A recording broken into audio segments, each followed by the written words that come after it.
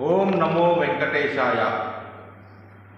శ్రీ అన్నమయ్య పీఠం తిరుపతి శ్రీ శ్రీ శ్రీ విజయశంకర స్వామీజీ వారి దివ్య సంకల్పంతో నవంబర్ 18వ తారీఖు ఉదయం 9 గంటలకు తిరుపతి యశోదానగర్ యోగి వేమన విజ్ఞాన కేంద్రం నందు తిరుపతి శ్రీవారి భక్తుల సమస్యలపై 120 మంది పీఠాధిపతులతో జాతీయ హిందూ ధార్మిక సమ్మేళనం జరుగుతుంది.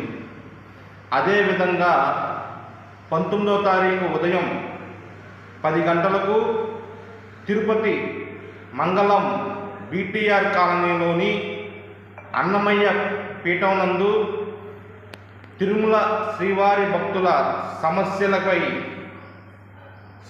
నివృత్తికై 108 మంది పీఠాధిపతుల ఆశీర్వచనములచే శ్రీ లక్ష్మీ గణపతి సమేత గాయత్రి విశ్వశాంతి యజ్ఞము నిర్వహించును.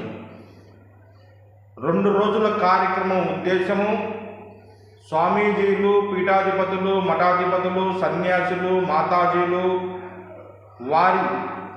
వారికి 10,000 గౌరవ వేతనం ఇవ్వాలని, తిరుమల కొండపైన సాధుభవనం నిర్మించాలని, ప్రత్యేక దర్శనం ఇవ్వాలని, ఉచిత బస్సు ట్రైను పాసులు ఇవ్వాలని ఉద్దేశంతో వీరితో పాటు గోవిందమాల ధారణ గురువులు, డోలక్, హార్మోనిస్ట్, హరినామ సంకీర్తన గురువులకు, అర్చకులకు, పూజారులకు మరియు అందరితో పాటు అనేక విభాగాల సమస్యలపై చర్చించి టీటీడీకి నివేదిక ఇస్తాము.